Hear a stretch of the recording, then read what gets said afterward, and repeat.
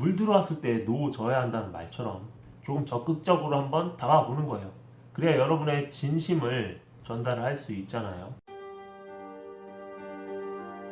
구독자 여러분, 안녕하세요. 심리난로의 난로입니다. 이전 영상에서 구독자가 40명 돌파했다고 말씀을 드렸는데요. 지금은 100명을 드디어 돌파했습니다. 기다리신 분들이 은근히 많으실 텐데요. 영상이 늦어진 점 양해 부탁드립니다. 자, 그럼 전남친과 재회하기 프로젝트 두 번째 이야기인 약속 잡기 편을 시작하겠습니다. 여러분과 제가 지난 영상에서 전남친에게 연락을 했습니다.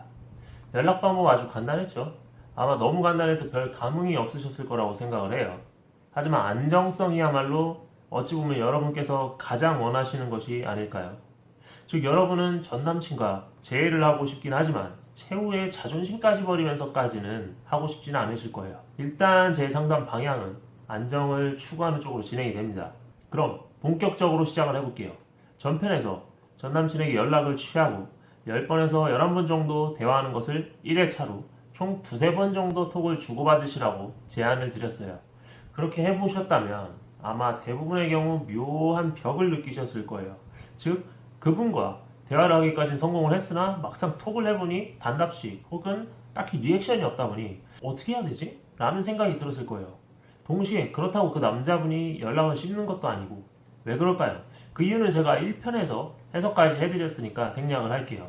자, 혹시라도 제 영상 보시고 시도를 하신 분이 계시고 그분이 현재 이 영상을 보고 계시다면 그분께 질문을 하나 드릴게요.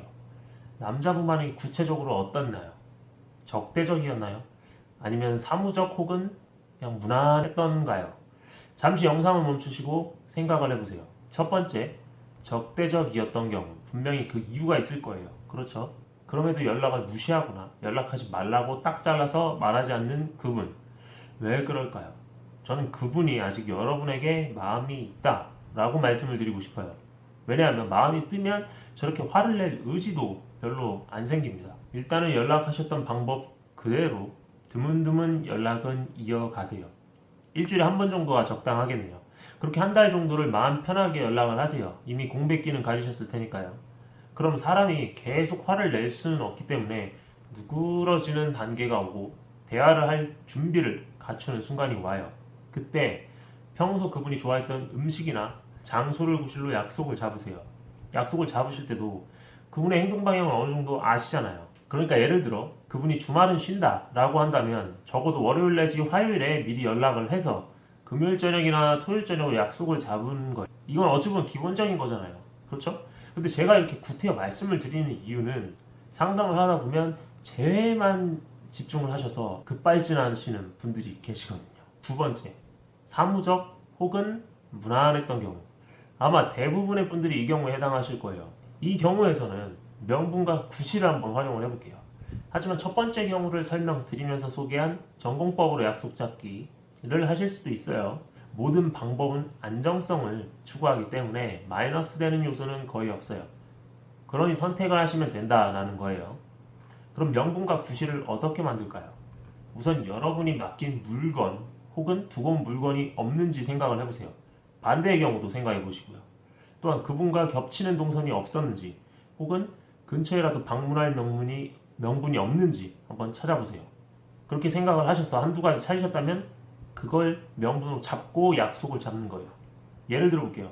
여러분이 신발을 그분 자택에 놓고 왔다. 그리고 그걸 명분으로 삼았다고 가정하죠. 그럼 적당히 안부를 묻거나 연락을 이어가시다가 근데 내 땡땡 신발이 요새 어디로 갔는지 안 보여. 잊어버렸나 봐. 라고 해보세요. 그럼 그 남자분이 신발을 발견했다면 그거에 대해서 대답을 할 거예요.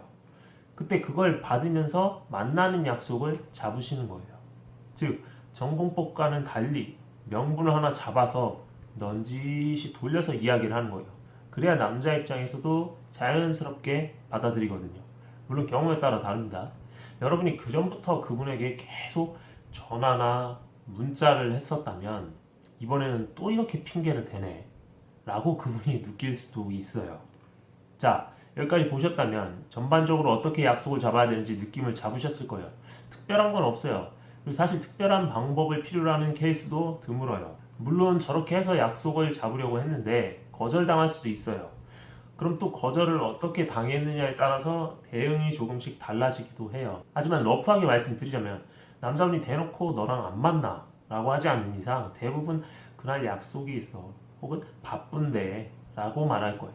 그럼 일단 그 말을 믿어주세요. 괜히 그거에 대해서 분석하려고 들지 마세요. 여러분만 머리 아파집니다. 그리고 정말 선약이 있거나 바쁠 수도 있잖아요. 그러니 거절 당했으면 알겠어 라고 마무리 지으면 되세요. 그리고 일주일 정도 있다가 다시 한번 연락을 해서 같은 방식으로 약속을 잡으면 되는 거예요. 이때 굳이 공백기를 안 두는 건 연락을 주고받고 있는 상황이니까 물 들어왔을 때 노 져야 한다는 말처럼 조금 적극적으로 한번 다가보는 거예요. 그래야 여러분의 진심을 전달을 할 수 있잖아요. 좀 허무하기도 하셨을 테고 다 알고 있는 건데 라고 생각하시는 분도 계실 거예요. 또는 이렇게까지 해서 재회를 해야 하나 라는 자괴감을 느끼신 분도 계실 거고요. 근데 재미난 사실을 하나 말씀을 드릴게요. 그렇게 마음을 비우신 분들이 재회를 하는 경우가 많았다라는 점이에요. 그래서 제가 그 부분에 대해서 한번 고민을 해봤는데요. 타이밍도 있겠고 태도의 변화도 영향을 줬겠지만 무엇보다도 마음을 비우고 연락하시는 분들을 보면 재회만을 바라지 않기 때문에 연락을 할 때 분위기가 다르고 단어 하나의 선택과 어투의 뉘앙스가 다른 점이에요. 그리고 바로 이러한 요소들이 모여서 남자분의 심리를 자극을 한 거죠. 물론 당연히 사랑이라는 감정은 빠질 수가 없고요. 제가 그래서 제이야기 프로젝트 1편 인트로에서 말씀을 드렸죠. 가장 중요한 것이 멘탈이다 라고요.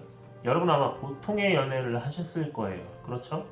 그럼 결국 여러분과 제가 재회를 위해서 할 수 있는 것은 안정성을 유지하되 진심을 전달해야 한다는 거죠. 그리고 효과적인 전달을 위해서는 이 얼굴을 봐야겠죠. 전화나 문자로 하는 건 한계가 있어요. 또한 거절하기도 상대적으로 쉽고 편합니다. 그래서 1편부터 지금까지 이 진심을 전달하기 위한 시간을 만들고자 달려온 거예요. 이렇게 하면 적어도 그분에게 여운과 혼자 생각할 시간을 주기 때문에 그 과정에서 여러분과의 추억들을 떠올리게 하는 효과가 있습니다. 그렇기 때문에 어찌 보면 특별할 것 없는 방법을 제안드린 것이고요. 하지만 그 효과까지 무난하지는 않아요. 그리고 일단 이렇게 해서 얼굴을 보게 된다? 그럼 그때부터 재회 가능성은 70% 이상이라고 봅니다. 물론 만나서 여러분께서 보여줘야 하는 것들도 이야기하자면 많아요. 잊지 마세요. 너무 재회에만 몰두하지도 마시고 슬픔의 감정에 너무 빠져있지도 마시길 바랄게요. 연애는 인생입니다. 지금까지 심리난로의 난로였습니다. 고맙습니다.